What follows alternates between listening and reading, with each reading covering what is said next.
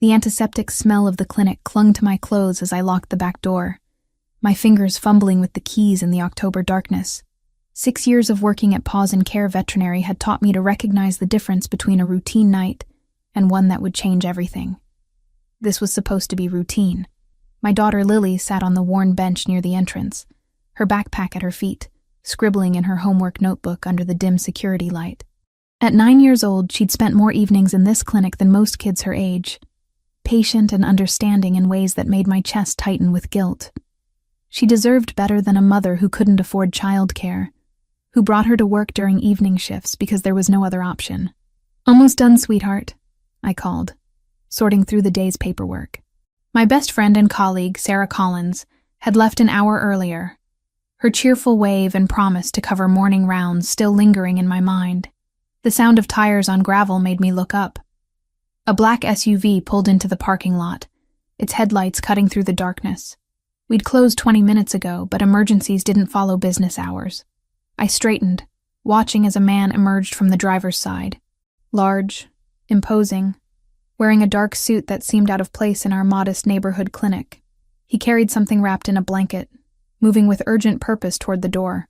I was already reaching for my keys again before he knocked. "We're closed. But if it's an emergency," I began. And then I saw the blood soaking through the fabric he held. "My boss's dog," the man said, his voice rough with concern. "Got caught in crossfire. Bullet wound. Our usual vet is out of town, and this was the closest place." Crossfire. The word hung between us, heavy with implications I didn't want to consider. But the whimper from the bundle in his arms made the decision for me. "Bring him in," I said, already moving toward the surgery prep area. "Lily, go to the break room, please." "Mom, is the dog going to be okay?" Her voice was small, worried. She'd inherited my soft heart for animals. "I'm going to do everything I can. Sarah's emergency kit should have her iPad. You can watch something until I'm finished." Lily gathered her things without complaint, casting one concerned glance at the bleeding animal before disappearing down the hallway. The man followed me into the examination room, laying the dog carefully on the steel table. A golden retriever, probably 3 or 4 years old, with intelligent eyes clouded by pain. "What's his name?" I asked, already assessing the wound. "Entry point in the shoulder, possibly still lodged in the muscle." "Duke." I worked quickly, administering pain medication and setting up for surgery. The man, who introduced himself only as Joseph, watched with the kind of intensity that suggested he'd seen worse injuries than this. On people, probably. I tried not to think about what kind of employer kept staff who spoke casually about crossfire, who had dogs that got shot. "How did this happen?" I asked, more to fill the silence than because I expected an honest answer. "Wrong place, wrong time," Joseph replied. "The boss was leaving a business meeting. Rival organization thought they'd send a message." My hands stilled for only a moment. Rival organization. This wasn't a random mugging or a street crime. This was something organized, something dangerous. But Duke whimpered again, and I pushed the fear aside. The dog needed me. The surgery took an hour. The bullet had lodged in muscle tissue, missing the major arteries by centimeters. I removed it carefully, stitched the wound, and administered antibiotics. By the time I finished, my scrubs were spattered with blood, and exhaustion pulled at my bones. "He'll need to stay overnight for observation," I said, washing my hands at the sink. "I can't let him leave until I'm certain there's no internal bleeding I missed." Joseph nodded, pulling out his phone. "I'll let the boss know." He stepped away, speaking in low tones I couldn't quite hear. When he returned, something in his expression had shifted. Assessment, maybe. Approval. "You did good work," he said. "The boss will want to thank you personally. He's particular about Duke." "That's not necessary. The fee for emergency surgery will be paid in full, plus compensation for your after-hours work." He pulled out a business card, blank except for a phone number. "He'll be in touch." I took the card, unsure what else to do. Joseph left shortly after, promising to return in the morning for Duke. I checked on the dog once more, satisfied that his vitals were stable, before finally collecting Lily from the break room. She'd fallen asleep on the couch, the iPad dark beside her. I scooped her up, marveling as I always did at how she was growing, How she was getting too big for me to carry like this. Soon she'd be too heavy, too old. The thought brought an unexpected sting to my eyes. In the car, Lily stirred, blinking sleepily. "Is the dog okay?" "He's going to be fine," I assured her. "We'll check on him tomorrow. You're really good at your job, Mom." The simple faith in her voice made my throat tight. "Thank you, baby." As I drove us home through Boston's quiet streets, I thought about the business card in my pocket, about the man named Joseph and his employer, who inspired such obvious loyalty, about the word crossfire and what it meant to live in a world where that was a casual explanation. I thought about the photos in the shoebox under my bed, the ones I'd shown Lily countless times. Pictures of a young man with dark eyes and an easy smile, taken 10 years ago when the world had seemed full of possibility, before he'd vanished without explanation, leaving me pregnant and alone. Lucas Valentasi, the only man I'd ever loved. The father Lily asked about with heartbreaking regularity, wanting to know why he'd left, if he'd ever come back, if he thought about them. I always told her the same thing. Your father loved us very much, but sometimes grown-ups make difficult choices. It doesn't mean he didn't care. It was a careful lie, one I'd crafted to protect her from the truth that I didn't know why he'd left. Why 3 months after he disappeared I'd discovered I was carrying his child. Why every attempt to find him had led nowhere. He'd transferred out of Boston University mid-semester, changed his phone number, left no forwarding address. It was as if he'd been erased from existence. I'd spent months trying to track him down, even hired a private investigator I couldn't afford. Nothing. Lucas Valentasi had simply vanished. So I'd done what I had to do. Finished my degree while pregnant, working double shifts to pay for veterinary school, building a life for Lily from sheer determination and student loans I'd still be paying off when she graduated high school. Sarah had been there through all of it, the only friend who hadn't drifted away when my life became complicated. Now Lily was 9, bright and curious, and so much like her father.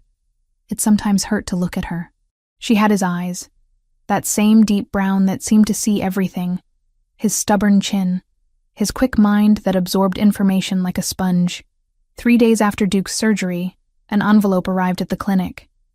Inside was payment for the procedure, generous enough to make me double-check the amount, and something else.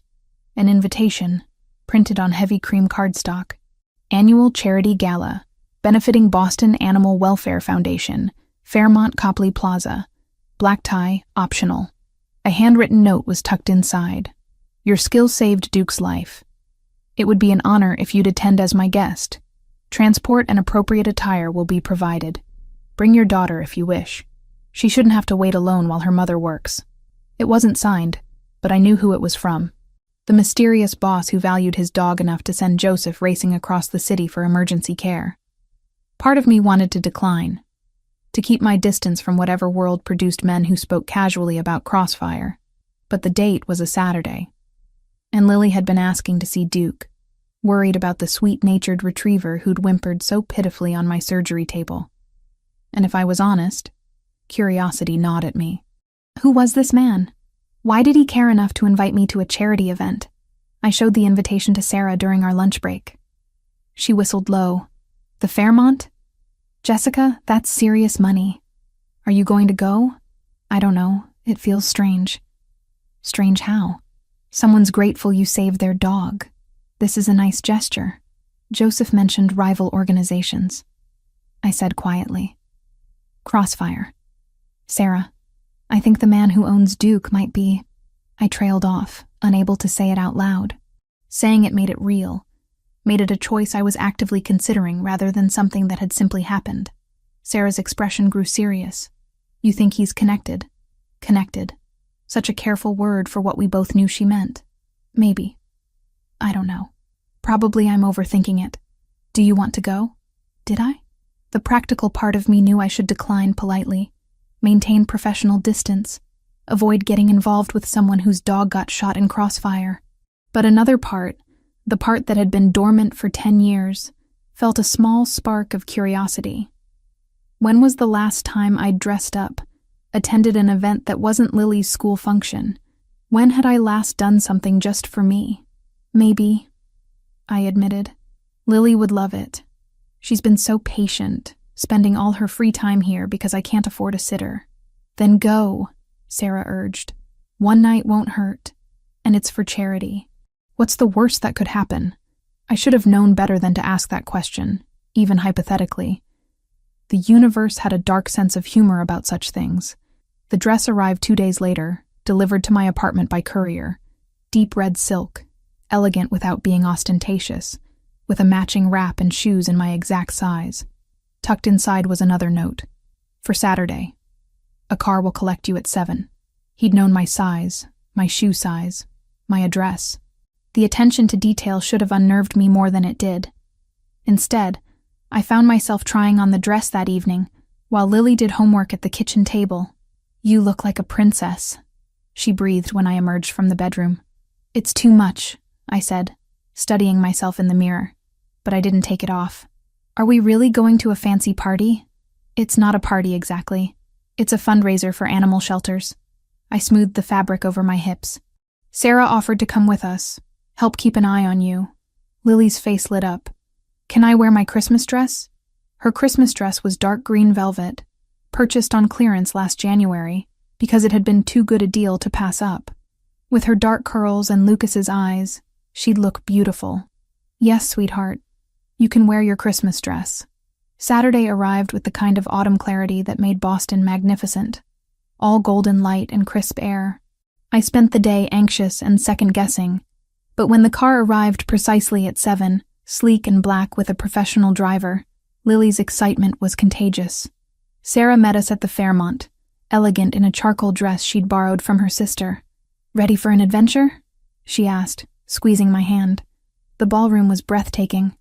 Crystal chandeliers cast prismed light across tables draped in cream and gold. Women in designer gowns mingled with men in tailored tuxedos.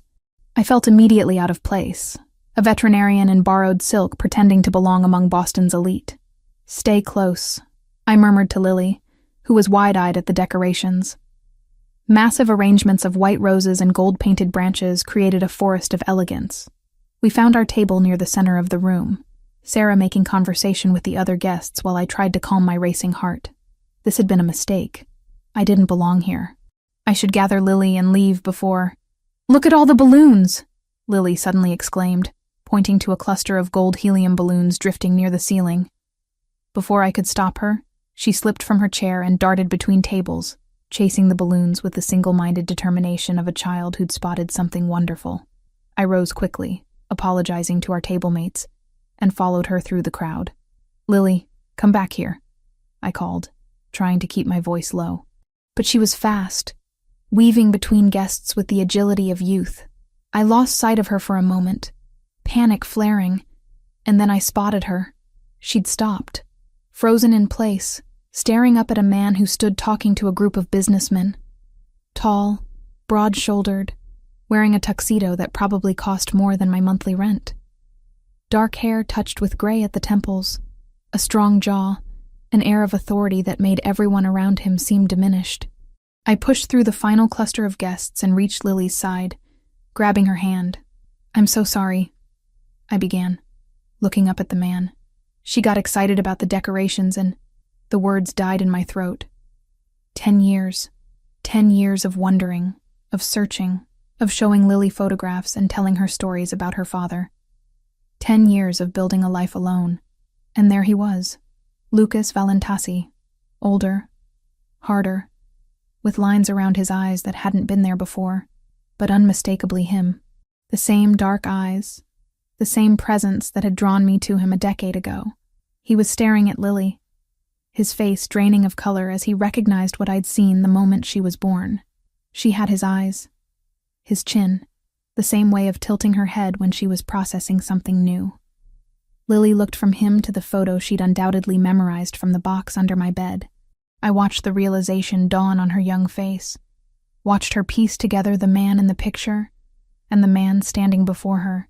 I think you're my father, she said, her voice clear and certain in the sudden silence that had fallen around us. Lucas's eyes snapped to mine, recognition and shock warring in his expression. The room seemed to hold its breath. I couldn't move, couldn't speak, could only stand there clutching Lily's hand while my past collided catastrophically with my present. His face went pale, absolutely bloodless as he stared at me. At the woman he'd abandoned, at the daughter he'd never known existed. Time fractured into fragments. The ballroom noise faded to white static. Lucas stared at me with an expression I couldn't decipher. His jaw clenched so tightly I could see the muscle jumping beneath his skin. The businessman he'd been speaking with melted away, sensing the shift in atmosphere. The sudden tension that made the air feel charged and dangerous. Jessica. My name emerged rough, disbelieving. He took a step forward, then stopped as if some invisible barrier prevented him from getting closer. His eyes dropped to Lily, who still held my hand, her small fingers gripping mine with increasing tightness as she sensed something was wrong. I found my voice, though it came out steadier than I felt. We should go. Lily, come on. Wait. Lucas's hand shot out, not touching me, but blocking our path. Please, just wait. There's nothing to say. The words tasted like ash. 10 years of wondering, of building walls around the hurt he'd caused. And here he stood in a tuxedo that probably cost more than I made in 3 months, looking at our daughter as if she were a ghost. There's everything to say. His voice dropped lower, urgent. Not here. Somewhere private. Sarah appeared at my elbow, her face pale but determined. Jessica, maybe you should hear him out. I wanted to refuse. Wanted to grab Lily and run, just as I'd wanted to do 10 years ago when I'd realized he wasn't coming back. But Lily's eyes were fixed on Lucas with an intensity that made my chest ache. She'd spent 9 years wondering about her father, asking questions I couldn't answer. Didn't she deserve to hear whatever excuse he could offer? 5 minutes, I said coldly. That's all you get. Lucas nodded, relief flickering across his features. He gestured toward the exit, and I noticed for the first time that Joseph stood nearby, his presence no longer coincidental. He'd known. When he brought Duke to my clinic, when he watched me work, he'd known exactly who I was. We followed Lucas through the ballroom, Sarah trailing behind with a protective hand on Lily's shoulder. People watched us pass, their curiosity evident even through polite smiles. Lucas led us to a private office off the main corridor, wood-paneled and elegant, clearly set aside for the hotel's most important guests. Once inside, he closed the door and turned to face us. In the brighter light, I could see the changes that 10 years had carved into his features. Harder lines around his mouth, silver threading through his dark hair, a wariness in his eyes that hadn't existed in the boy I'd loved. "You're Duke's owner," I said, because it was easier than addressing the larger truth standing between us. "Yes." He ran a hand through his hair, a gesture I remembered from late night studying together, from lazy Sunday mornings in his dorm room. "I need to explain." "You need to explain why you disappeared?" Anger broke through my carefully maintained composure. "Why you changed your number, transferred schools, vanished without a single word." "I was pregnant, Lucas. 3 months pregnant when I finally accepted you weren't coming back." His face went ashen. "You tried to reach me?" "Of course I tried to reach you." My voice rose, and I forced myself to breathe, aware of Lily watching us with wide eyes. "I called everyone I could think of. Your roommate said you'd transferred. Your parents' number was disconnected. It was like you'd been erased from existence. I didn't know." The words came out strangled. "Jessica, I swear to you, I didn't know you were pregnant. I didn't know about—" His gaze shifted to Lily, softening in a way that made my throat tight. "About her. Why did you leave?" The question I'd asked myself 1,000 times, lying awake at night while Lily slept beside me in our cramped studio apartment. Lucas's jaw worked. My father. He found out about us, about the life I was trying to build separate from the family business. He gave me an ultimatum. Come home and take my place in the organization or be cut off completely. No money, no protection, no family. And if I refused, he paused, his eyes haunted. He made it clear you would be in danger, that anyone I cared about would become a liability. So you just left. Bitterness colored every word. Without explaining, without giving me a choice. I was 22 and terrified. His voice cracked. My father was not a man you refused. The things he threatened to do to you if I didn't comply. He shook his head. I thought if I disappeared completely, if you had no way to contact me, you'd move on. You'd be safe. Safe? I laughed, the sound harsh. I was alone and pregnant, working 2 jobs to pay for veterinary school, barely scraping by. That's the safety you gave me. I'm sorry. The words fell flat, inadequate. If I had known, would it have changed anything? I challenged. Would you have defied your father, stayed with me, risked whatever consequences he threatened? Silence answered me, and that silence said everything I needed to know. Lily's voice broke the tension. What's your name? Lucas crouched down to her level, and I saw his hands trembling slightly. Lucas Valentasi. I'm Lily. She studied him with the directness only children possess. You look like the pictures Mom showed me. From when you were younger. What did your mother tell you about me? Lily glanced at me, uncertain. I nodded, giving her permission. She said you loved us very much, but you had to go away. That it wasn't because of anything I did, because I wasn't born yet. She said sometimes grown-ups make hard choices. Lucas's eyes closed briefly, and when they opened, they were bright with unshed tears. Your mother was right. I did love her. I do love her. And you, his voice broke. You're beautiful. Smart. I can see it in your eyes. I'm 9, Lily offered. I like animals. I want to be a veterinarian like Mom when I grow up. 9? Lucas repeated the number as if it were a prayer or a curse. 9 years I missed. First steps, first words, birthdays. You don't get to do that, I interrupted, my voice sharp. You don't get to mourn the life you chose to abandon. You made your decision, Lucas. You chose your father's empire over us. He stood, facing me fully. You're right. I did. I made the wrong choice, Jessica, and I've regretted it every single day since. But I can't change the past. I can only... The sound of shattering glass cut him off. One moment we stood in tense conversation. The next, the window behind Lucas's desk exploded inward. I reacted on instinct, grabbing Lily and pulling her behind me as Lucas threw himself forward, covering both of us with his body. More glass rained down, and I felt the whisper of something passing overhead, too fast to see. Lucas's weight pressed me down, his arms wrapped around Lily and me, shielding us from the danger I couldn't fully process. Stay down, he commanded, his voice transformed from pleading to authoritative in a heartbeat. Joseph burst through the door, weapon drawn, followed by 2 other men I hadn't noticed at the event. Sniper, northeast building. One of them reported tersely. Missed by inches. Get them out, Lucas ordered. Back exit, use my car. Full security detail.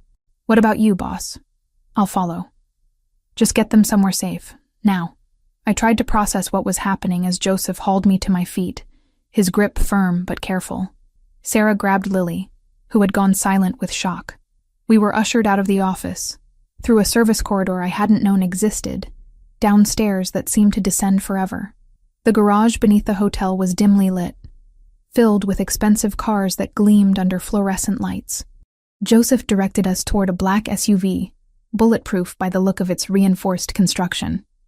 He opened the rear door, practically pushing us inside. Lily pressed against me, trembling. Mom, what's happening? I don't know, baby. I wrapped my arms around her, my own heart hammering. But we're okay. We're safe. Sarah slid in beside us, her face tight with fear. Jessica, this is insane. We need to call the police. No police. Lucas appeared at the vehicle, breathing hard. Blood stained his tuxedo jacket, though I couldn't tell if it was his. They can't help with this. Someone just shot at us, I said, hearing the hysteria creeping into my voice. At my daughter. At Lily. I know. His expression was grim. That's why you need to come with me. Both of you. It's not safe for you to go home. Are you insane? I'm not going anywhere with you.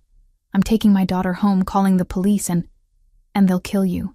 Lucas's bluntness cut through my panic. Jessica, the people who just tried to eliminate me saw you and Lily with me. In public, where everyone could witness the connection. They'll use that against me. Use you against me. Use us how? But I already knew. I'd watched enough movies, read enough news stories. Hostages, leverage, the innocent people caught in the crossfire of wars they didn't understand. Please. Lucas's voice gentled. I know you have no reason to trust me. I know I have no right to ask this. But let me protect you. Let me keep Lily safe while we figure out who made the hit and neutralize the threat. How long will that take? I don't know. Days, maybe weeks. But I have resources. Places that are completely secure. You'll be comfortable. You'll have everything you need. Except our freedom. I finished bitterly. Except the risk of being murdered by my enemies. His jaw set. I won't apologize for wanting to keep you alive. Sarah touched my arm. Jessica, I think he's right. Someone just tried to kill you. Whatever he's involved in, you're part of it now whether you want to be or not. I looked at Lily, at her pale face and frightened eyes, and felt the weight of impossible choices crushing down on me. Go with Lucas and enter a world I'd spent 10 years avoiding, or refuse and risk that whoever had fired that shot would try again with better aim. If we do this, I said slowly, if we go with you, I need answers. Real answers, not the sanitized version you just gave me. I need to know exactly what kind of danger we're in and why. Lucas nodded. You'll have them. Every answer you want, I swear it. And Lily's safety comes first, above everything. Above you, above your business, above whatever vendetta someone has against you. Agreed. And I need to contact my clinic. Sarah needs to cover my shifts. My patients need care. I'll handle it, Sarah interjected. Don't worry about work. Just keep Lily safe. I hugged her briefly, drawing strength from her presence. Then I looked at Lucas, at the man who'd broken my heart and left me alone, who was now offering protection I didn't want to need. Where are we going? My home in Brookline. It's fortified private. No one gets in without going through multiple security checkpoints. He climbed into the front passenger seat, addressing the driver. Take us to the estate. Call ahead. Have the guest suite prepared. As the SUV pulled out of the garage, I held Lily close and watched the city lights blur past the tinted windows. Somewhere in the past hour, my carefully constructed life had collapsed. The independence I'd fought so hard for, the safety I'd built for my daughter, all of it gone in the space between a child's innocent question and a bullet fired through glass. Lucas turned in his seat, his dark eyes meeting mine. I meant what I said, Jessica. I never stopped loving you. And I will die before I let anyone hurt our daughter. Our daughter. He'd claimed her with those 2 words, acknowledged the bond that biology and abandonment couldn't erase. Part of me wanted to rage at him, to demand he explain how love could coexist with desertion.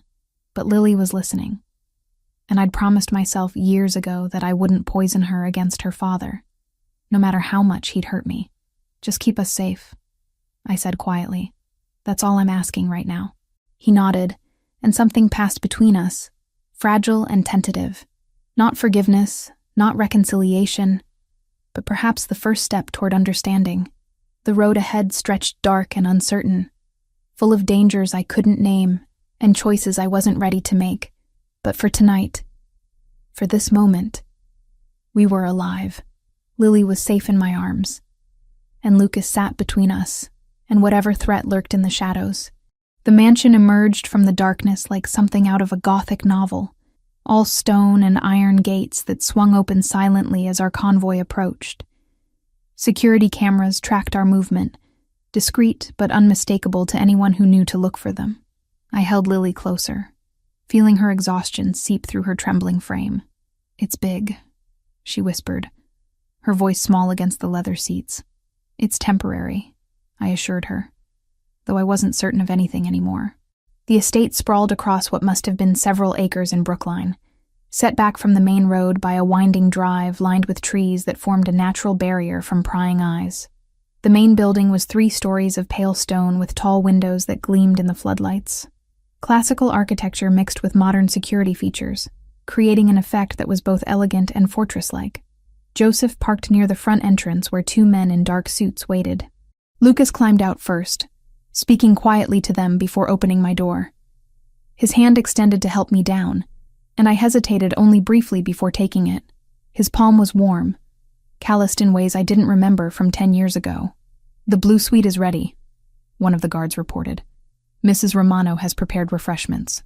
Lucas's jaw tightened at the name, but he nodded. "Thank you, Michael. Tell her we'll need clothing for a 9-year-old girl and her mother." "Size?" He glanced at me questioningly. "I can provide my own clothing," I said coldly. "Your apartment isn't safe to return to right now." His tone was patient but firm. "Please, Jessica, let me handle the details." I gave him Lily's size and my own, hating the necessity, hating the loss of control this entire situation represented. We followed Lucas through heavy double doors into a foyer that took my breath, despite my determination to remain unimpressed. Marble floors, a sweeping staircase, artwork that probably cost more than my yearly salary. Wealth displayed with the kind of confidence that came from generations of money and power. "This way." Lucas led us up the stairs, down a hallway decorated with what I suspected were original paintings. He stopped before a door near the end, opening it to reveal a suite that could have housed my entire apartment twice over. 2 bedrooms connected by a sitting area furnished in shades of cream and soft gray. Large windows overlooked the back gardens, though heavy curtains could be drawn for privacy. A bathroom visible through another door featured a soaking tub and separate shower. "There's a phone by the bed," Lucas explained, pointing to the bedside table. "Dial 0 for the kitchen, 1 for security, 2 for household staff. Anything you need? Ask." "What I need is to go home," I said. But the protest sounded weak even to my ears. Lucas moved to the windows, checking that the locks were engaged. "In the morning, we'll talk. I'll explain everything, answer every question you have. But tonight, you both need rest." He turned to Lily, who watched him with wary curiosity. "Are you hungry? Thirsty?" She shook her head, pressing closer to me. "I'm tired." "Then sleep. You're safe here, I promise. No one gets past the gates without my permission, and there are guards at every entrance." He moved toward the door, then paused. "Jessica, I know you don't trust me. You have every reason not to. But I meant what I said. I will protect you both with my life." After he left, I helped Lily change into the pajamas that had been laid out. Soft cotton that fit her perfectly. Someone had anticipated our needs with unnerving accuracy. Mrs. Romano, whoever she was, had thought of everything from toiletries to slippers. "Mom, are we really in danger?" Lily asked as I tucked her into the massive bed. I sat beside her, smoothing her dark curls away from her face. "I don't know all the details yet, but Lucas seems to think someone might try to hurt us because they saw us together. Because he's my father?" The word still felt strange, too real after years of abstract explanations. "Yes, because you're his daughter, and bad people might try to use that against him." "Is he a bad person?" The question I'd been avoiding since the moment I recognized him. Was Lucas a bad person? He'd abandoned us, chosen his father's criminal empire over the life we could have built together, but he'd also thrown himself between us and a sniper's bullet, arranged this protection without hesitation. The truth was more complicated than good or bad. "I think he's made choices I don't agree with," I said carefully. "But he's trying to keep us safe now. That's what matters tonight." After Lily fell asleep, I stood at the window, staring out at the darkened grounds. Somewhere beyond those walls, someone wanted Lucas dead badly enough to take a shot at him in a crowded hotel. And now, Lily and I were caught in the crossfire of a war we didn't understand. My phone buzzed in my purse. Sarah had texted, "Let me know you're okay. I'll handle everything at the clinic. Don't worry about work." I typed back, "We're fine, safe. I'll call tomorrow." A soft knock at the door made me tense. I crossed the room quietly, checking through the peephole before opening it. Lucas stood in the hallway, changed out of his blood-stained tuxedo into dark jeans and a gray sweater that made him look younger, more like the man I'd known in college. "Can we talk?" he asked. "Just for a few minutes." I stepped into the hallway, pulling the door mostly closed behind me so our voices wouldn't wake Lily. "Make it quick." He ran a hand through his hair, that familiar gesture of frustration. "I need to explain about tonight. About who might have targeted us." "Us? You mean you?" "They were targeting you, Lucas. Lily and I just happened to be collateral damage. No. His voice was sharp. Once they saw you with me, saw Lily, you became targets yourselves. That's how this works. Family is leverage, Jessica. The triad of the Green Dragon has been trying to expand into territory my family controls. This was their move, showing they could reach me anywhere. Triad of the Green Dragon. The name sounded like something from a movie. You're telling me we're in danger from an organized crime syndicate because of something your family did. My family has controlled certain operations in Boston for 3 generations. Import, export, legitimate businesses mixed with less legitimate ones. The triad wants in, and they're willing to escalate violence to get what they want. He leaned against the wall, exhaustion evident in the lines around his eyes. When my father died 2 years ago, I inherited everything. The business, the enemies, the obligations. You could have walked away. Could I? His laugh was bitter. You think it works like that? That I could just resign, hand in my notice, and go work at a regular job? I'm in this for life, Jessica. The only way out is death. The blunt honesty chilled me. Then why did you invite me to that gala? Why risk exposing us to your enemies? Because I didn't know you existed. He met my eyes steadily. When Joseph brought Duke to your clinic, he did it on his own initiative. Our usual vet was unavailable and Duke was dying.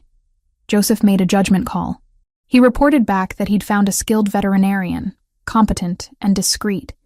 He didn't mention your name, and I didn't ask. The invitation was meant as a thank you, nothing more. Until Lily walked up to you and announced you were her father in front of half of Boston's elite.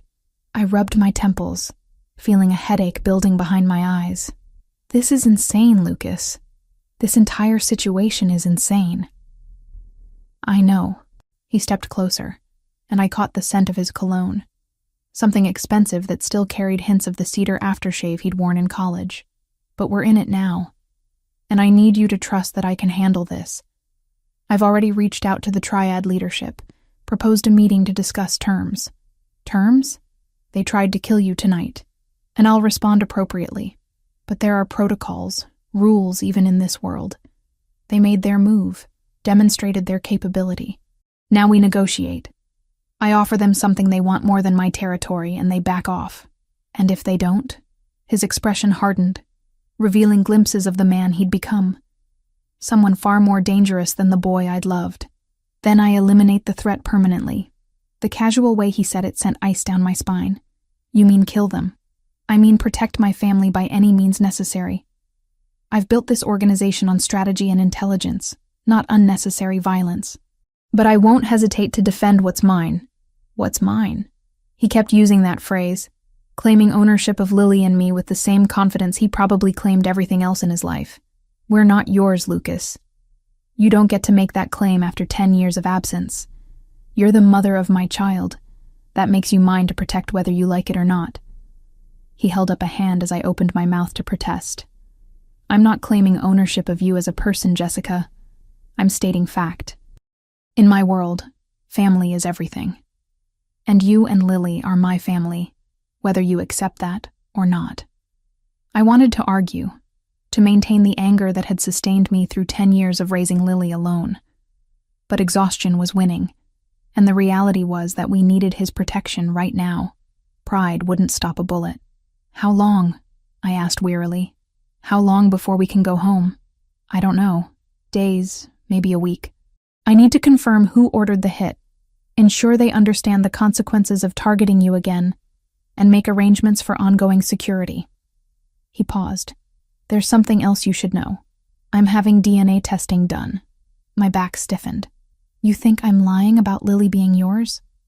No. Look at her, Jessica. She has my eyes, my features. I know she's mine. His voice gentled. But I need official confirmation for legal purposes. If something happens to me, I want her protected. That means documentation, inheritance rights, trust funds. She deserves the security my name can provide. The practical reasoning made sense, but it still stung. Fine. Do your tests. But don't expect me to suddenly welcome you into her life, as if the past 10 years didn't happen. I don't. He moved closer, close enough that I had to tilt my head back to maintain eye contact. But I'm asking for the chance to know her, Jessica. To be her father, not just the man in photographs you showed her. Will you give me that? The question hung between us, loaded with implications I wasn't ready to unpack. Lily deserved to know her father, deserved the relationship I'd always told her he wanted if circumstances allowed. But letting Lucas into her life meant letting him into mine, meant forgiving abandonment I'd never fully processed. We'll see, I said finally. Prove you can keep us safe. Prove this isn't just guilt or obligation, making you suddenly care about a daughter you didn't know existed until tonight. Then we'll talk about what role you can have in her life. He nodded, accepting the conditional terms. The suite has everything you need. If you think of something missing, use the phone. Mrs. Romano manages the household. She's been with my family for 20 years. You can trust her. After he left, I returned to the bedroom where Lily slept, her dark curls spread across white pillows, her breathing deep and even. She looked peaceful, innocent, unaware of the danger that now shadowed her existence. I'd built a life protecting her from the harsh realities of the world, and in one night, all those carefully constructed walls had crumbled. I lay down beside her, staring at the ceiling, mind racing through everything that had happened. The gala, the recognition, the gunshot. Lucas's revelations about organized crime and family obligations. The casual way he'd accepted that violence might be necessary to protect us. This wasn't the life I'd planned. This wasn't the safe, predictable existence I'd worked so hard to build. But as I listened to Lily's breathing and felt the security of locked doors and armed guards beyond them, I had to admit a terrible truth. For the first time in 10 years, I didn't feel alone. Morning sunlight filtered through the curtains, gentler than I expected given the circumstances. Lily's weight pressed against my side where she'd migrated during the night, seeking comfort even in sleep. I lay still, cataloging the unfamiliar sounds of this house, the distant hum of activity that suggested a household already awake and working. A soft knock drew my attention. I extracted myself carefully from Lily's embrace and padded to the door, opening it to find an older woman with steel-gray hair, pulled into an elegant knot.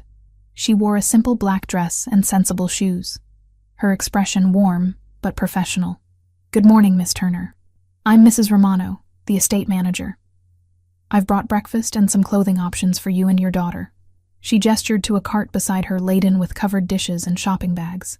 "Thank you, but you didn't need to." Mr. Valentassi was quite insistent. She wheeled the cart inside with practiced efficiency. "He mentioned your daughter is 9. I've selected several comfortable outfits, nothing too formal. Growing girls need practicality." I watched her set up breakfast on the sitting room table, with the kind of competence that came from years of managing households. "How long have you worked for Lucas?" 20 years, since before his father passed. Here, she poured coffee with steady hands. "I've watched him grow from an impulsive young man into someone who takes his responsibilities seriously. He means well, even when his methods are unconventional." The careful diplomacy suggested she knew far more than she'd ever say. "Did you know about me? About Lily?" Mrs. Romano met my eyes directly. "Not until last night. But I've known for years that something haunted him. Some choice he regretted.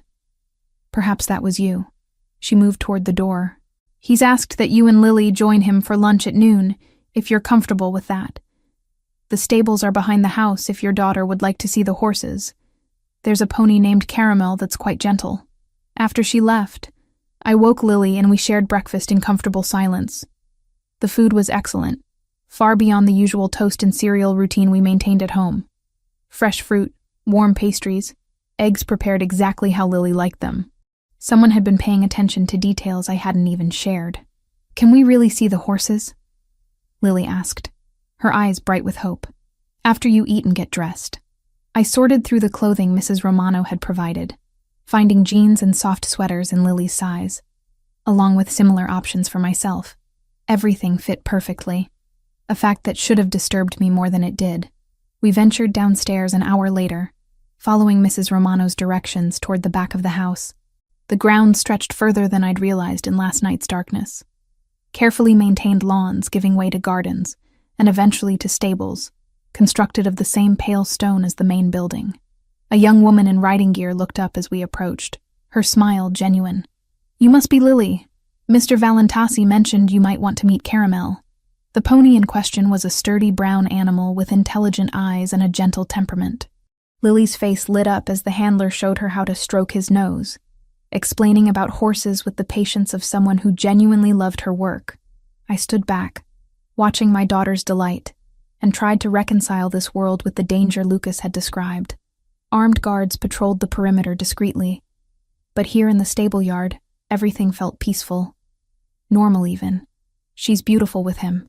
Lucas's voice came from behind me, and I turned to find him dressed casually in jeans and a dark sweater, looking more approachable than he had in his tuxedo or blood-stained suit.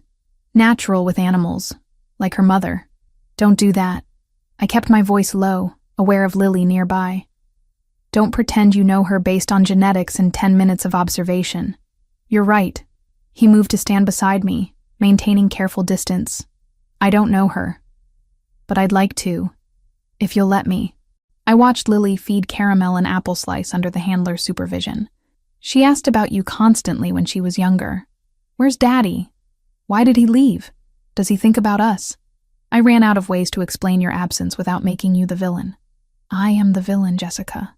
In your story, in hers, I'm the father who wasn't there. The man who chose something else over his family."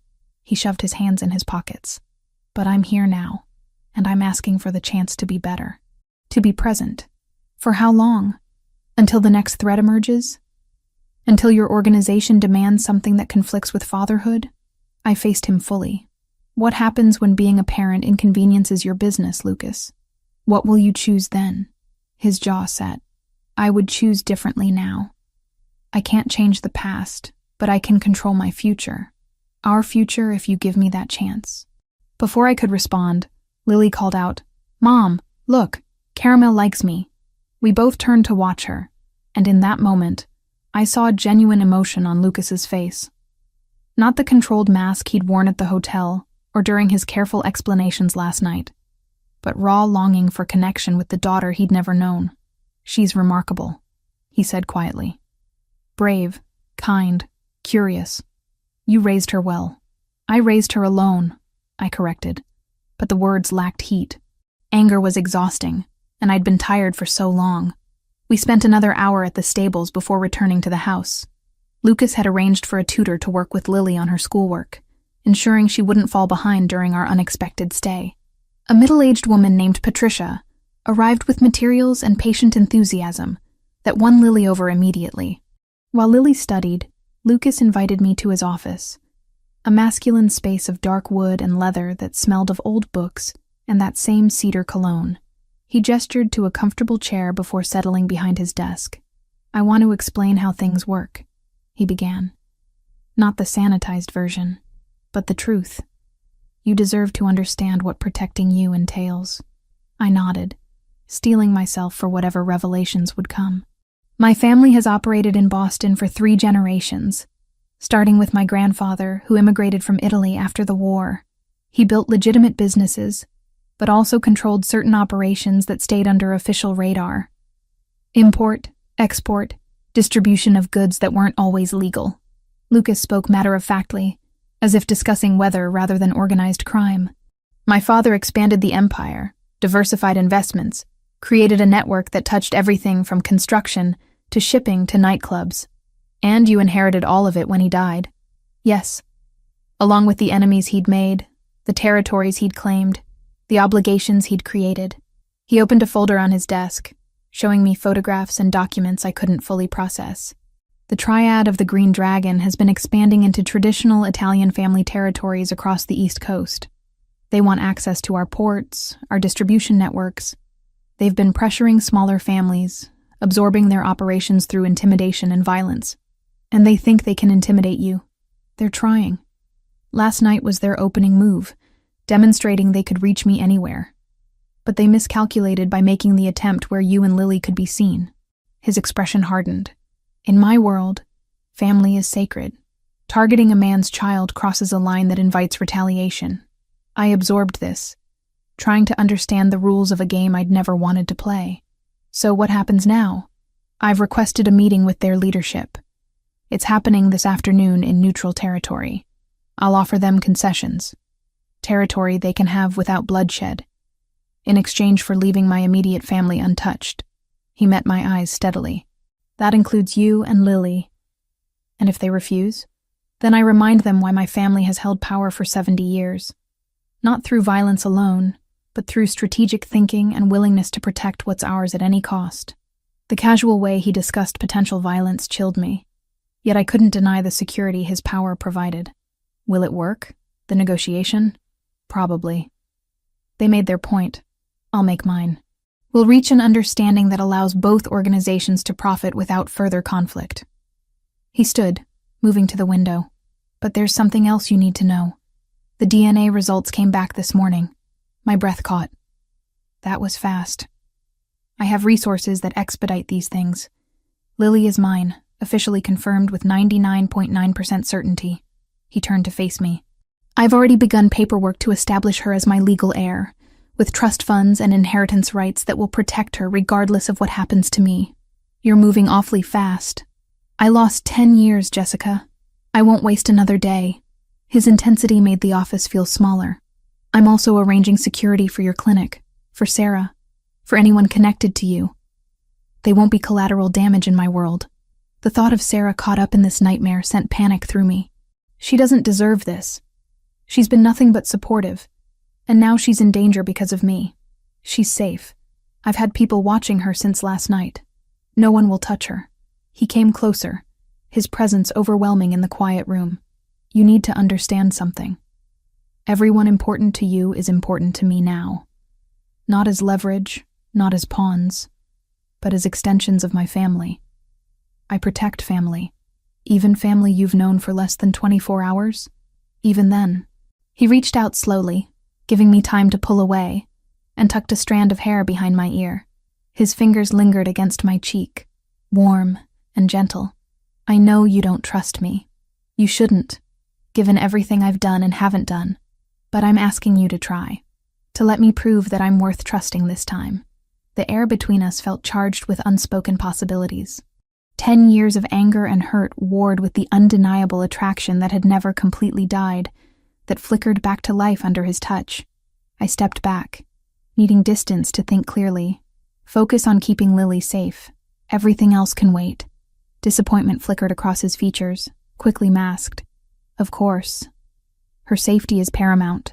The rest of the day passed in a strange domesticity that felt both surreal and comfortable.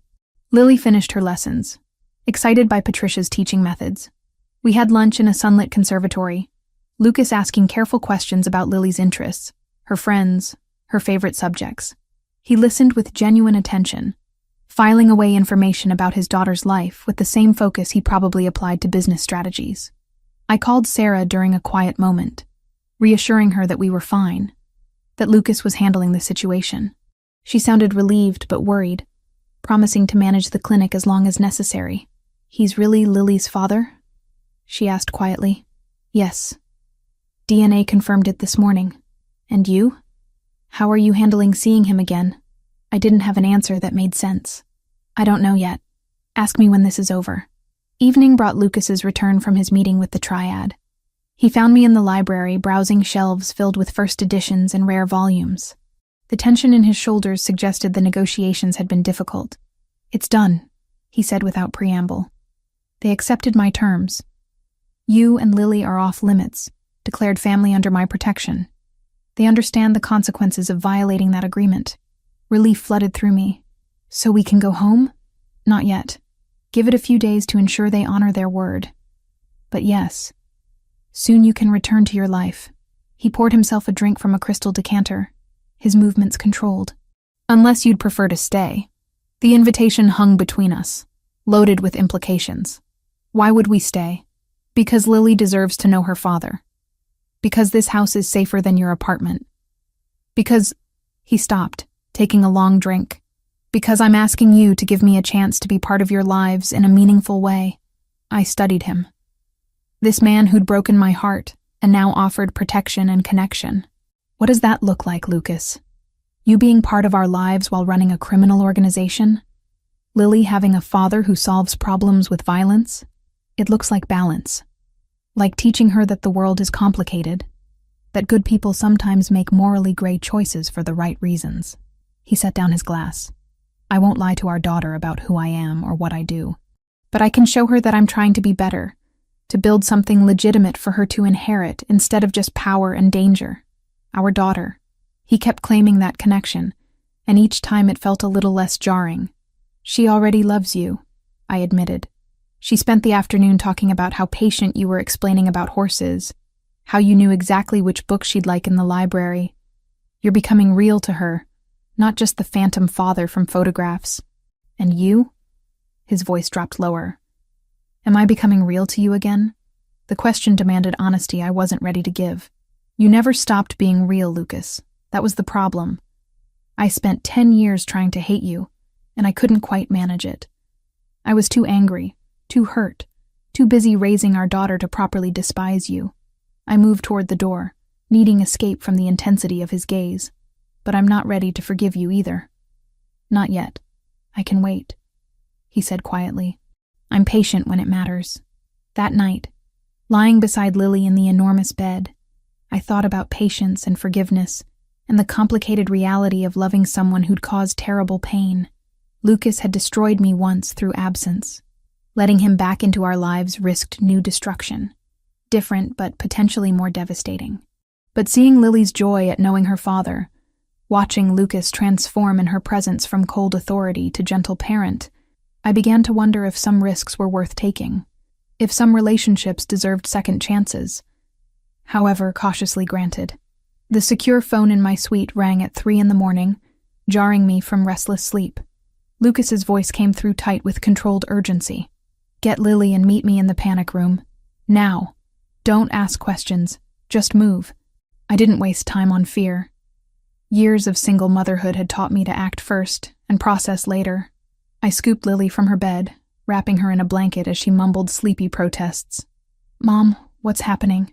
Just stay quiet, baby. We need to go somewhere safe. The panic room was exactly where Lucas had shown me during our initial tour, concealed behind what looked like a linen closet.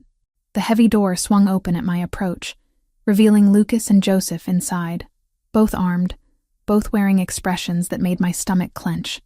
The triad broke the agreement, Lucas said without preamble, pulling us inside. The door sealed with a pneumatic hiss, locks engaging automatically. They've breached the perimeter. 3 vehicles, approximately 15 armed men. I held Lily tighter, feeling her trembling against me. You said they accepted your terms. You said we were safe. I was wrong. The admission cost him. I could see it in the rigid set of his shoulders. They never intended to honor the truce. It was a delaying tactic while they positioned resources for a coordinated strike. Through monitors lining one wall, I watched security feed showing men in dark clothing advancing across the grounds. Gunfire erupted, brief flashes illuminating the darkness. Lucas's guards returned fire from fortified positions, but the attackers kept coming with disciplined precision. How long can we hold? Joseph asked, studying the screens with professional assessment. Long enough. Lucas moved to a weapons locker, checking ammunition with practiced efficiency. I've called in reinforcements. 20 minutes, maybe less. 20 minutes felt like an eternity, watching men die on those screens. I turned Lily away from the monitors, pressing her face against my shoulder.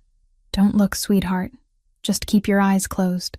She nodded against me, small hands fisting in my shirt. Lucas noticed, his expression softening briefly before hardening again.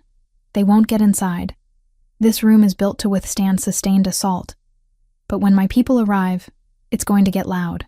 Why are they doing this? I demanded. What could possibly be worth this level of violence? Control. Territory. Revenge for perceived slights going back generations. He checked his weapon, movements mechanical. And now, leverage. They know about Lily, about you. They think taking my family will force me to surrender my operations. So this is my fault. If I hadn't brought her to that gala. No, Lucas cut me off firmly. This is their choice, their escalation. You're not responsible for the actions of violent men, Jessica. The building shook as something exploded outside. Lily whimpered, and I sang softly to her, an old lullaby my mother had sung to me. Lucas watched us, pain etched in every line of his face. "I'm sorry," he said quietly. "I thought I could protect you both without this. I miscalculated their desperation. Save the apologies. Just get us through this alive." The next 15 minutes passed in tense silence, broken only by gunfire and the steady commentary Joseph provided based on security feeds. Lucas's guards were holding position, inflicting casualties, but the attackers kept pressing forward with suicidal determination. Then, suddenly, the tide shifted. New vehicles appeared on the monitors, reinforcements arriving with overwhelming force. The Triad soldiers found themselves caught between Lucas's estate guards and fresh fighters who moved with military precision. "That's Anthony," Lucas said with visible relief.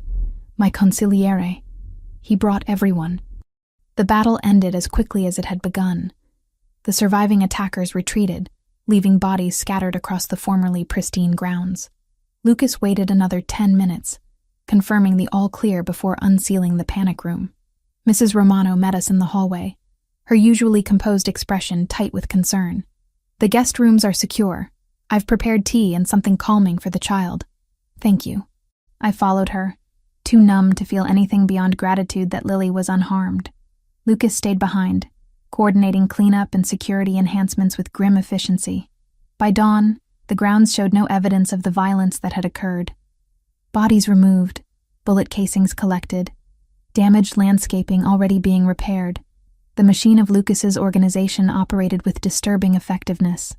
I found him in his office, staring at reports with hollow eyes. "How many?" I asked from the doorway. "4 of mine dead, 7 injured. The Triad lost 11. He set down the papers. "Unacceptable losses on both sides. What happens now?"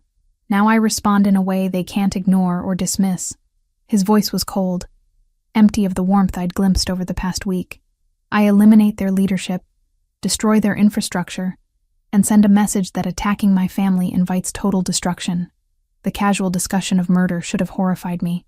A week ago it would have. But watching armed men storm the house where my daughter slept had recalibrated my sense of acceptable violence. "I want to leave," I said quietly. "This isn't sustainable, Lucas. Living like this, constantly under threat, waiting for the next attack. Lily deserves better than growing up in a war zone. You think leaving makes you safer?" He stood, moving around the desk. "They know about you now, Jessica. Leaving just removes my protection without eliminating the threat. Then what are you suggesting? That we stay here indefinitely? That Lily grows up behind gates and armed guards, never knowing normal life? I'm suggesting you let me eliminate the threat permanently. Give me time to dismantle the Triad's operations, to ensure they lack the resources and leadership to ever threaten us again." He reached for my hands, and I let him take them. 1 week. That's all I need. And then you choose. Stay here where I can protect you both, or return to your life with security measures in place. But don't make the choice now, not while you're terrified and exhausted. Wait until the immediate danger has passed. I pulled my hands back. I need to talk to Sarah, check on the clinic. I need something normal to anchor me before I lose my mind. He nodded, gesturing to the phone on his desk. "Use my line. It's secure." Sarah answered on the second ring, her voice thick with sleep. "Jessica? Is everything okay?" "Define okay," I said with bitter humor. "We're alive. That counts for something. I saw the news. Multiple casualties at a Brookline estate, though they're not releasing the address." "Was that?" "Yes. The people Lucas warned about decided negotiations weren't working fast enough." I sank into Lucas's chair, suddenly unable to stand. "Sarah, I don't know what to do. Part of me wants to grab Lily and run as far as possible. But Lucas says that just makes us easier targets. He's probably right," she said carefully. "As much as I hate admitting it. Jessica, you're dealing with organized crime. Normal rules don't apply. Maybe staying under his protection until the situation stabilizes is the smart move. When did you become Team Lucas?" "When I realized he's kept you alive this long. Look, I don't trust him. I think he's dangerous and probably has done terrible things. But he clearly cares about you and Lily. That counts for something in this situation." We talked for another 20 minutes, Sarah updating me on clinic operations and reassuring me that everything was under control. Her normalcy grounded me, reminded me that a world existed beyond violence and fear. After hanging up, I found Lily in the library with Patricia, working on math problems as if last night's attack had never happened. The resilience of children never ceased to amaze me. "How is she?" Lucas asked, appearing beside me so quietly I jumped. "Better than I am," I admitted. "She's adaptable in ways I've forgotten how to be." We watched her in silence. This daughter we'd created and lost, and found again. "I'm leaving in an hour," Lucas said finally. "Anthony and I are meeting with our captains to coordinate the response. I'll be gone most of the day." "Be careful," I said, the words automatic. He looked at me with surprise and something else. Something warmer. "You're worried about me. I'm worried about what happens to Lily if you get yourself killed playing Mafia war games." But the words lacked conviction. Somewhere in the past week, despite everything, I'd started caring about Lucas Valentasi again. Not the boy I'd loved in college, but the complicated, dangerous man he'd become. "I'll come back," he promised. "I always do." The day passed with agonizing slowness. Patricia kept Lily occupied with lessons and games. Mrs. Romano ensured we ate despite lack of appetite. I paced the library, unable to concentrate on anything beyond worry. Evening brought Lucas's return, along with a man I hadn't met before. Tall, silver-haired, with sharp eyes that assessed everything. Lucas introduced him as Anthony Pellegrini, his consigliere and right hand. "Mrs. Turner." Anthony greeted me with old-world courtesy. "I apologize for meeting under such circumstances. Lucas speaks very highly of you." "Does he?" I glanced at Lucas, who had the grace to look slightly embarrassed. "He does. Constantly, in fact. It's become rather tedious." Anthony's dry humor surprised me into a small smile. "I've known Lucas since he was 15, watched him transform from reckless boy into capable leader. I've never seen him as focused or determined as he's been this past week. You and your daughter have given him something worth protecting beyond territory or power." The insight into Lucas's private thoughts unsettled me. "What's the situation?" I asked, changing the subject. "Under control," Lucas answered. "We've identified the Triad's local leadership and primary operations. Tomorrow we move against their infrastructure simultaneously. Within 48 hours, they'll lack the resources to threaten anyone, and the leadership will no longer be a problem," Anthony said delicately. I didn't ask for clarification. Some details I preferred not knowing. "When this is over, Lucas and I need to have a serious conversation about the future, about what role he plays in Lily's life, and what boundaries exist." "Of course," Lucas agreed readily. "Whatever you decide, I'll respect. But first, let me finish this. Let me make sure you're both truly safe." That night, after Lily fell asleep, I stood on the suite's small balcony, breathing in cold autumn air. The grounds below showed no trace of the battle that had occurred hours earlier. Lucas's world operated on principles of plausible deniability and invisible violence, problems solved before they became public knowledge. A soft sound made me turn to find Lucas in the doorway. "Can't sleep either?" he asked. Too much adrenaline still working through my system. I wrapped my arms around myself. This isn't the life I imagined when I looked at Lily's ultrasound 10 years ago. Single motherhood, yes. Financial struggles, absolutely. But not this. Not armed guards in panic rooms and men dying on security monitors. I know. He joined me at the railing, careful to maintain distance. "I never wanted this for you either. If I could go back, change the choices I made, but you can't." I cut him off gently. "None of us can. We just have to figure out how to move forward from where we are now." "And where is that, Jessica? Where are we?" The question demanded honesty neither of us might be ready for. "I don't know yet. Ask me when people stop trying to kill us. When I can think clearly without fear clouding every decision." He nodded, accepting the non-answer. "Fair enough. But for what it's worth, having you here, seeing you with Lily, it's made me realize what I gave up 10 years ago, what I lost by being too afraid to fight for what mattered. Don't romanticize this, Lucas. We're not some star-crossed lovers reuniting. We're two people dealing with an impossible situation while trying to protect a child. I know, but that doesn't mean I can't hope for more when the impossible becomes merely difficult." He touched my hand briefly, a whisper of contact. Get some rest.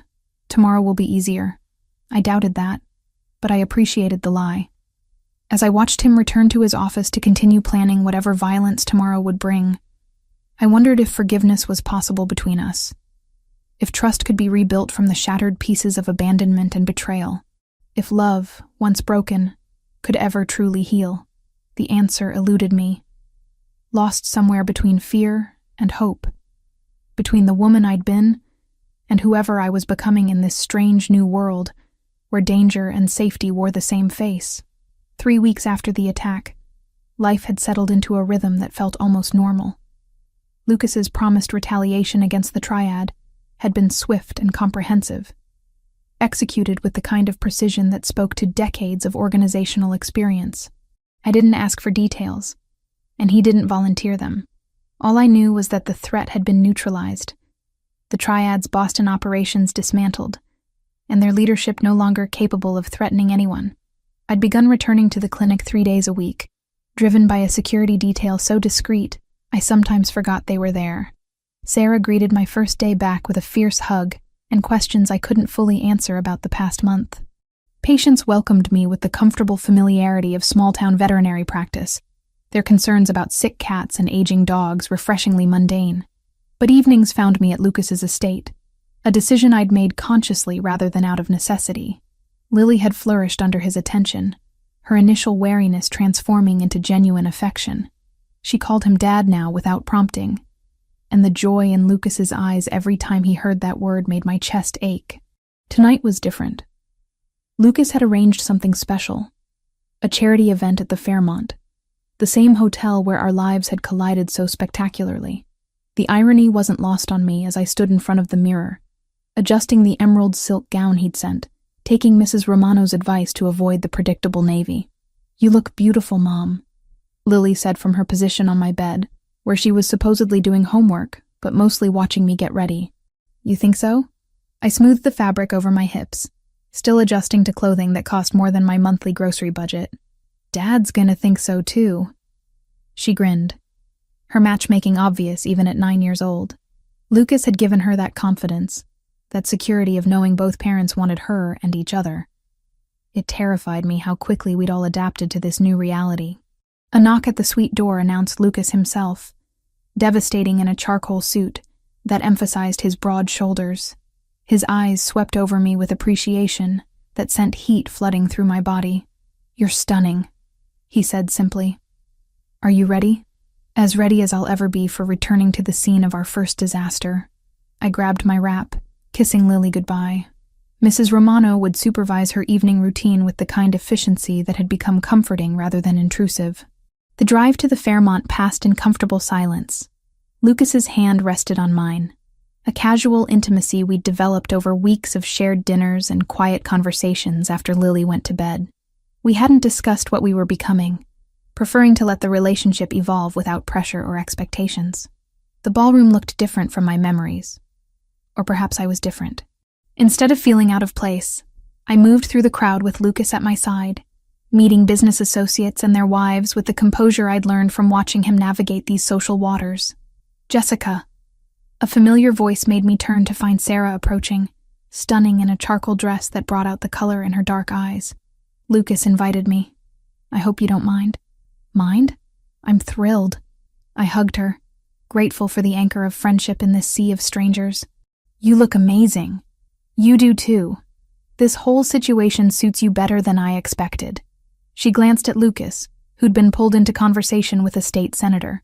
"He really cares about you, you know. It's obvious to anyone watching." Before I could respond, a man approached our group, silver-haired and distinguished, with the kind of presence that commanded attention. Lucas stiffened almost imperceptibly beside me, his hand finding the small of my back in a protective gesture. "Lucas," the man greeted him with cool civility. "I heard about your troubles with the triad. Unfortunate business. Franco." Lucas's voice was carefully neutral. "I didn't expect to see you here. I'm a patron of animal welfare. Same as anyone." Franco's eyes shifted to me, assessing. "And this must be the woman who's captured Boston's most eligible bachelor. Jessica Turner, if the rumors are accurate." Something in his tone set my nerves on edge. Lucas's tension radiated through his touch on my back. "This is a social event," he said quietly. "Let's keep it that way." "Of course. I merely wanted to offer congratulations on your new family situation. A daughter, I understand." 9 years old. Franco's smile didn't reach his eyes. "It must be challenging, discovering fatherhood so unexpectedly." "It's been a blessing," I interjected, unwilling to let this man's subtle menace go unchallenged. "Lily is remarkable, and Lucas has been wonderful with her." "I'm sure." Franco's attention returned to Lucas. "We should talk business sometime soon. There are matters from the old days that require addressing. Your father and I had an understanding that I believe you've been ignoring."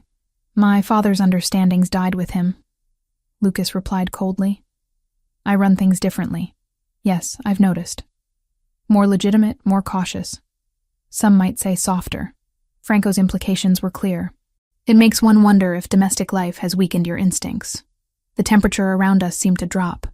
Other guests noticed the tension, conversations faltering as attention shifted toward our group. Lucas's hand on my back pressed slightly. A signal I'd learned meant he wanted me to step away from potential conflict. "If you'll excuse us," Lucas said smoothly. "I promised Jessica a dance."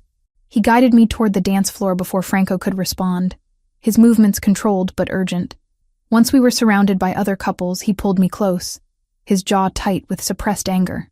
"Who is he?" I asked quietly.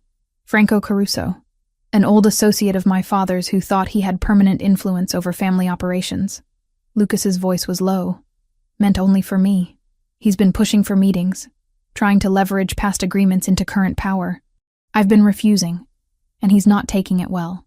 "What kind of agreements?" "The kind that involved questionable business practices and moral compromises my father was willing to make." "I'm not." His eyes met mine. "I meant what I told you, Jessica. I'm transitioning operations toward legitimacy. Franco represents everything I'm trying to leave behind. Will he be a problem? Probably. But nothing I can't handle." He pulled me closer as the music swelled. "I won't let him threaten what we're building. Not our family, not our future. Our family, our future." The possessive pronouns felt less jarring each time he used them. "What are we building, Lucas?" I asked, needing to name the undefined thing between us. "Something real," he said simply. "Something worth protecting.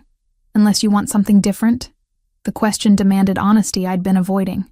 "I don't know what I want anymore. A month ago, I had my life planned out. Single mother, dedicated veterinarian, small apartment and smaller dreams. Now I'm living in a mansion, wearing designer gowns and falling for the man who broke my heart 10 years ago." "Falling for?" He pulled back slightly to see my face. Present tense. Don't look so smug. But I couldn't stop the smile tugging at my lips. "I'm terrified, Lucas. Of trusting you again.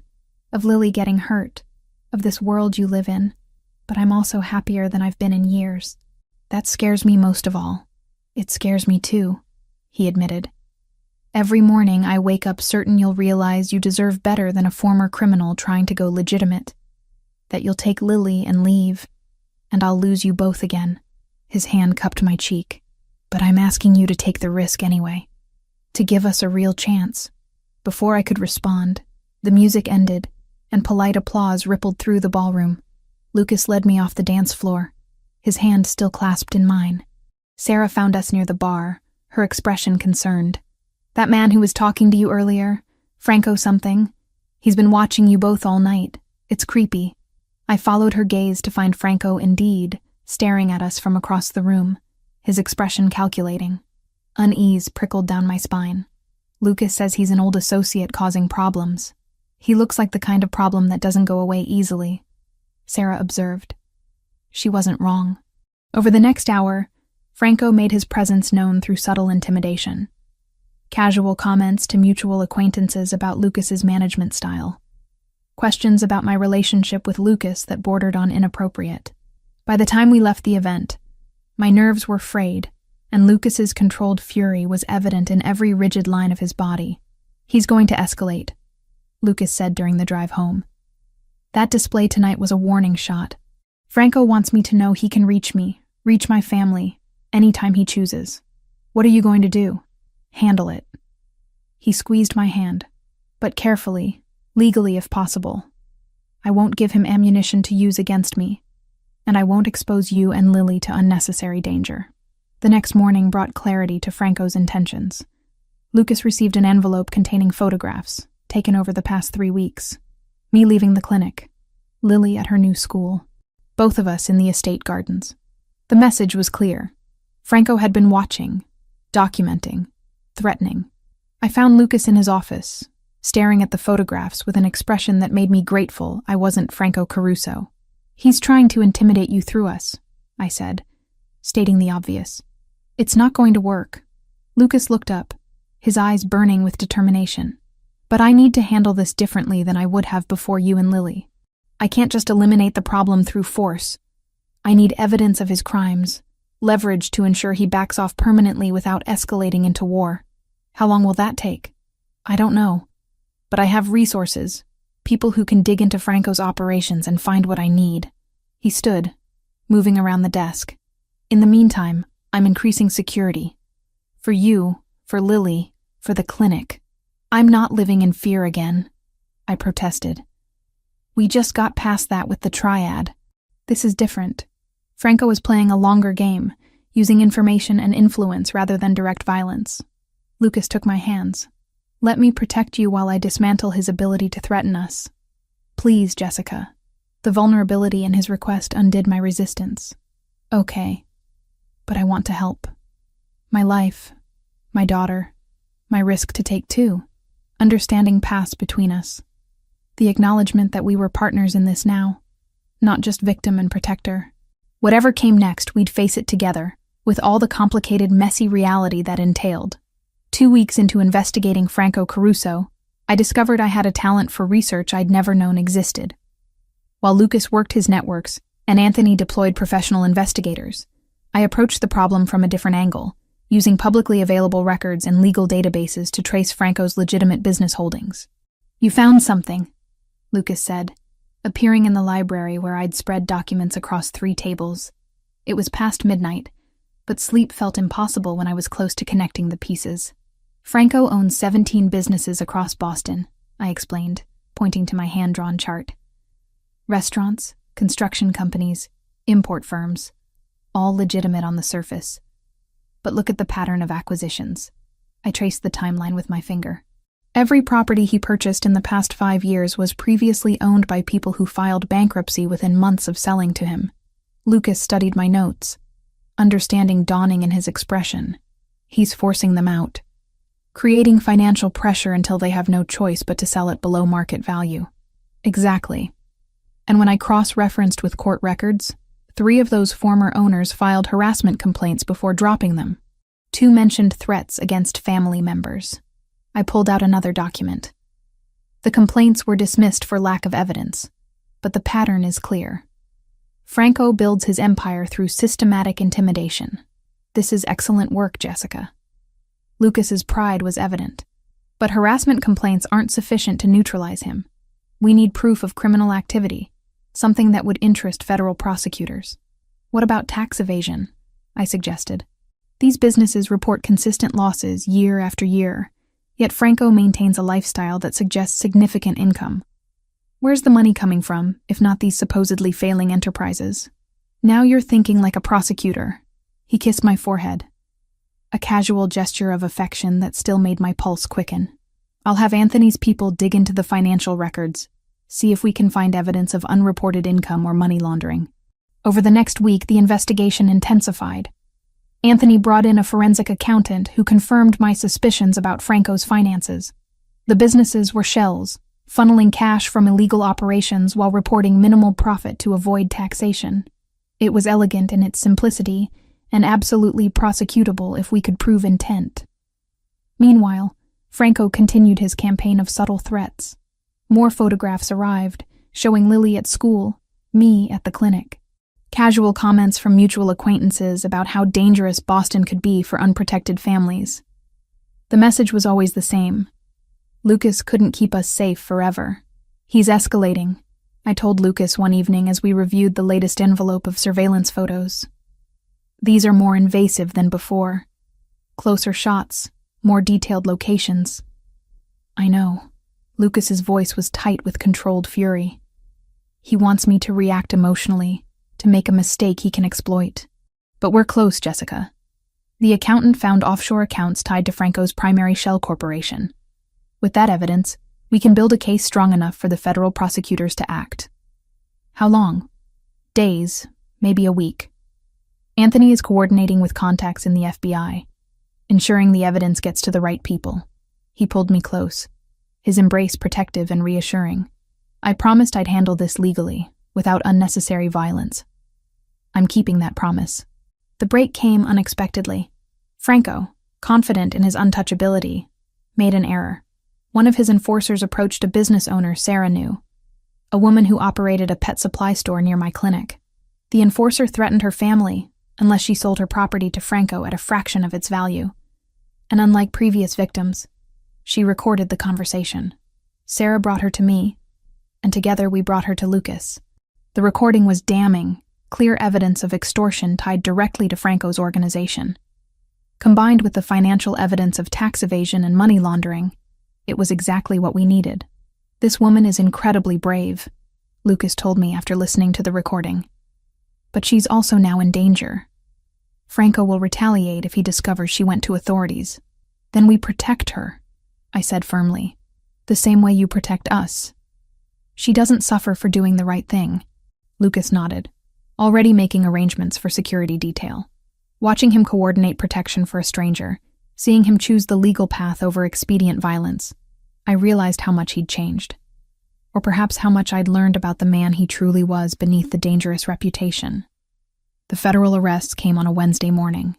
FBI agents raided Franco's businesses simultaneously, seizing records and arresting key personnel on charges of extortion, tax evasion, and money laundering. Franco himself was taken from his home in handcuffs, his carefully constructed facade of respectability crumbling under the weight of evidence we'd helped compile. I watched the news coverage with Lily, who didn't fully understand what was happening but sensed my relief. "Is that the bad man who was bothering us?" she asked, pointing to footage of Franco being led into federal custody. "Yes, sweetheart, but he can't bother anyone anymore. The police have him now." Lucas joined us, wrapping his arms around both of us from behind. "It's over," he said quietly. "The prosecutors have enough evidence to ensure Franco spends the next decade in prison. His organization is dismantled, his assets frozen. He's no longer a threat." "You did it," I said, turning in his embrace. "You handled it exactly the way you promised, legally, without unnecessary violence." "We did it," he corrected. "Your research, Sarah's contact, that brave woman who recorded the extortion. This was a team effort, Jessica. And it proves something important." "What's that?" "That I can operate differently. That building something legitimate, relying on law and evidence instead of force, it works. It's what I want for Lily's future. A family business she can be proud of, not an empire built on fear." The words moved me more than I expected. Lucas was choosing a different path, not just for himself, but for our daughter, for the family we were becoming. That night, after Lily went to bed, Lucas and I sat in the library with Sarah and Anthony, celebrating the successful resolution of the Franco situation. Sarah looked between Lucas and me with knowing eyes. "You two have come a long way from that first night at the gala," she observed. "Jessica's less terrified, Lucas is less intimidating, and Lily has both parents who clearly adore her. It's been a journey," I agreed, my hand finding Lucas's automatically. "So what happens now?" Anthony asked. "With Franco neutralized and the triad destroyed, you have breathing room, Lucas. Time to make decisions about the future without immediate threats forcing your hand." Lucas looked at me, the question in his eyes clear. "That depends on Jessica, on what she wants for her life, for Lily's life. I've made my position clear. I want them here, permanently, but that choice belongs to her." All eyes turned to me, waiting for an answer I'd been avoiding for weeks. Did I want to continue this strange new life with Lucas? Accept his world, his protection, his love, or return to the independence I'd fought so hard to maintain? The answer surprised me with its clarity. "I want to stay," I said quietly, "not because I'm afraid or dependent, but because this is where we belong. Lily deserves to know her father, and I deserve a second chance at loving you. It won't always be easy, and we'll have to figure out boundaries and expectations. But yes, Lucas, I want to build a life with you." The joy in his expression was unguarded, transforming him from dangerous authority to the man I'd fallen in love with a decade ago. He pulled me close, kissing me with a tenderness that promised futures and family and forever. Sarah cleared her throat delicately. "I think that's my cue to leave. Congratulations, you crazy kids. Call me tomorrow, Jessica."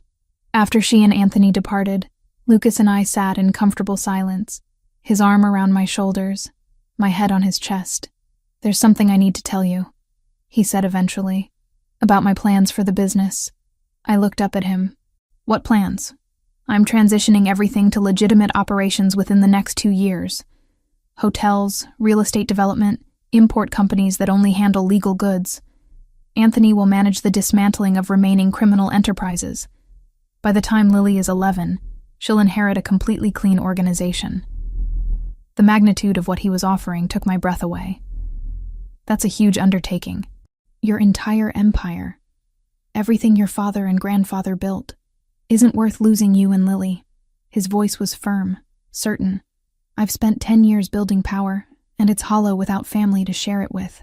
I want Lily to grow up proud of what we do, not ashamed or afraid. That means changing everything, from the ground up." I kissed him, pouring 10 years of love and loss and hope into that single connection. When we finally broke apart, both breathing hard, his eyes were dark with desire and something deeper. "I love you, Jessica Turner," he said. "I loved you 10 years ago, and I love you now. Will you marry me? Not because of Lily, not because of security, but because you're the only woman I've ever wanted to spend my life with." The proposal was imperfect, spontaneous, utterly sincere. "Yes," I whispered. "Yes, Lucas Valentasi, I'll marry you." His smile could have lit the entire city. We had challenges ahead, adjustments to make, a life to build from the fragments of past mistakes. But for the first time since he'd disappeared a decade ago, I believed in our future together. Believed that love, however broken, could heal if given the chance. 6 months after Lucas proposed, we stood in the estate's garden where staff had transformed the grounds into something magical. White roses climbed trellises specially constructed for the occasion, champagne petals scattered across a makeshift aisle, and intimate seating for the 40 guests we'd invited suggested celebration rather than spectacle. I wore ivory silk that caught the afternoon light, elegant without being ostentatious. Sarah had helped me choose it from 3 options Lucas provided, her enthusiasm infectious as she declared me the most beautiful bride she'd ever seen. My hands trembled slightly as Mrs. Romano adjusted my veil, offering the kind of maternal support I'd missed since my mother's death. "You look radiant, dear," she said with genuine warmth. "Mr. Valentasi has been pacing since dawn. I've never seen him so nervous." The thought of Lucas nervous made me smile. In the months since his proposal, he'd been steadily transforming his operations, transferring criminal enterprises to legitimate holdings with the methodical precision he applied to everything. Anthony managed the complex legal maneuvering, while Lucas focused on building something Lily could inherit without shame. My expanded veterinary clinic now operated from a larger facility Lucas had purchased and renovated, complete with state-of-the-art equipment and enough space for Sarah to bring on 2 additional veterinarians. The foundation we'd established together provided free care to rescue animals throughout Boston, fulfilling dreams I'd thought impossible during my years of financial struggle. "Mom, you're so pretty!" Lily burst into the room wearing her flower girl dress, a confection of champagne tulle that made her look older than 9. Her dark curls were swept into an elegant updo, tiny white roses woven through the style. "Dad's waiting outside. He says he can't believe he gets to marry you." Dad. She called him that so naturally now, the relationship between them growing stronger daily. Lucas taught her Italian phrases over breakfast, helped with homework in the evenings, read bedtime stories with voices that made her giggle. He was present in ways that mattered, building memories that would sustain her through life. "Is everyone here?" I asked, checking my reflection one final time. "Everyone," Sarah confirmed, appearing in the doorway with her own bouquet. As my maid of honor, she'd been instrumental in planning this wedding, insisting on details that honored both Lucas's world and my simpler preferences. The string quartet is ready. Joseph looks remarkably dapper in his tuxedo, and Anthony has been crying since the ceremony started. Anthony's crying? That surprised me. Lucas's consigliere projected such controlled competence. Apparently he's sentimental about weddings. Sarah grinned. Who knew? Come on, let's get you married before Lucas wears a path in the grass. The garden had been transformed into an intimate sanctuary. Guests rose as I appeared, their faces friendly and welcoming. Associates from Lucas's legitimate businesses mixed with veterinarians from my clinic, Sarah's family, and the few friends I'd maintained through years of single motherhood. Two worlds blending into something new. But I only saw Lucas standing beneath an arch of white roses, his expression arrested as he watched me approach. He wore a tailored suit that emphasized his broad shoulders, his dark hair touched with distinguished silver at the temples. At 38, he'd grown into his authority, projecting confidence tempered by the humility of second chances. Anthony stood beside him as best man, indeed looking misty-eyed. Joseph sat in the front row with Mrs. Romano and Duke, the golden retriever whose injury had inadvertently reconnected me with Lucas.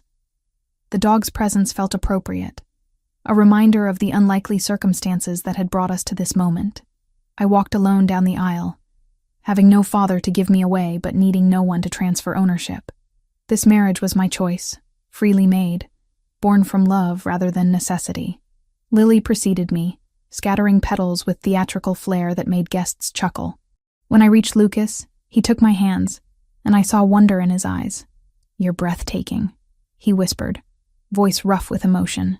You clean up pretty well yourself, I replied, trying to lighten the intensity of the moment. The ceremony was brief, officiated by a judge Lucas knew through business connections. We'd written our own vows, promises that acknowledged our complicated past while embracing our future. Jessica, Lucas began, his voice steady despite the emotion I knew he felt. 10 years ago, I made the worst mistake of my life. I left you when I should have fought for us. I missed the birth of our daughter, her first steps, her first words. I lost years I can never reclaim. But standing here today, I promise you this. I will never leave again. I will protect you and Lily with everything I have. I will build a life worthy of your trust, a legacy worthy of our daughter. I will love you through challenges and joy, through doubt and certainty, for all the days I'm given. You and Lily are my family, my purpose, my redemption. Tears blurred my vision as I began my own vows. Lucas, when you disappeared 10 years ago, you broke something in me I thought couldn't be repaired.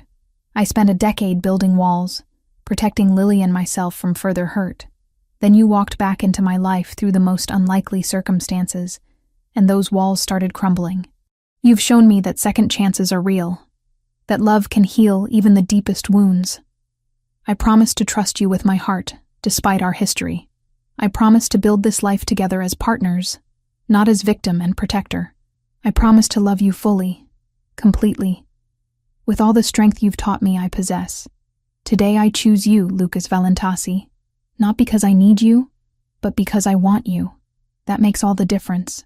The judge pronounced us married, and Lucas pulled me close, kissing me with a tenderness that promised private celebrations later. Guests applauded, Lily squealed with delight, and Anthony definitely cried. The reception flowed seamlessly from ceremony, tables arranged in the garden beneath strings of lights that would illuminate the evening. Staff circulated with champagne and hors d'oeuvres while guests mingled. The atmosphere relaxed despite the formal setting. Sarah cornered me near the bar, her expression both happy and teasing. So, Mrs. Valentasi, how does it feel to be married to Boston's most reformed crime boss? Strange, wonderful, terrifying, I admitted. Ask me again in a year when the reality is settled. Fair. But for what it's worth, I've never seen you happier. Lucas is good for you, Jessica. He makes you brave in ways you weren't before. She was right. Lucas had challenged me to expand beyond the safe boundaries I'd established, to risk vulnerability for the possibility of greater joy. Together we were building something neither of us could have achieved alone. Dinner was elegant but approachable. Mrs. Romano having outdone herself with a menu that blended Italian traditions from Lucas's heritage with American comfort food I preferred. Toasts followed, Anthony speaking eloquently about Lucas's transformation, Sarah making everyone laugh with stories from my years of struggling single motherhood. Then Lucas stood, glass raised, his eyes on Lily, who sat at our table in her place of honor. I want to thank everyone for celebrating with us today, but there's one person who deserves special recognition. Lily, will you come here? Our daughter approached with curiosity, and Lucas crouched to her level, producing a small velvet box. When I married your mother today, I gained not just a wife, but a family. You are my daughter in every way that matters, Lily. I love you more than I knew it was possible to love, and I promise to be the father you deserve, today and always. He opened the box to reveal a delicate necklace, a small lily pendant in white gold. This is a promise, from me to you, that I will always be here, that you can count on me, that you're loved beyond measure. Lily threw her arms around his neck, the kind of spontaneous affection children give freely.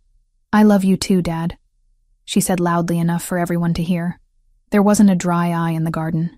As evening settled and dancing began, I found myself in Lucas's arms, swaying to music played by the string quartet. The estate lights glowed warmly, stars appearing overhead, and our daughter danced with Duke, making everyone laugh with her enthusiasm. Happy? Lucas asked, his breath warm against my ear. Incredibly, I admitted, though I never imagined my life would look like this. Better or worse than your plans? I pretended to consider. Better. Definitely better. Though I reserve the right to complain when your business keeps you late, or when Lily decides she wants to join the family organization. She's going to run legitimate hotels and real estate development, not criminal enterprises, he reminded me with mock seriousness. Completely different career path. Still intimidating. She has your eyes and your determination. I pity anyone who underestimates her. She has your compassion and your courage. Together, she's going to be unstoppable. He kissed my temple. Thank you, Jessica, for giving me this second chance, for trusting me with your heart again. I know what it cost you. You've earned it, I said simply. Every day you earn it. That's what matters. Later, as guests departed and staff cleaned up, the three of us sat on the garden steps watching the stars. Lily between us, Lucas's arm around my shoulders, my hand in his.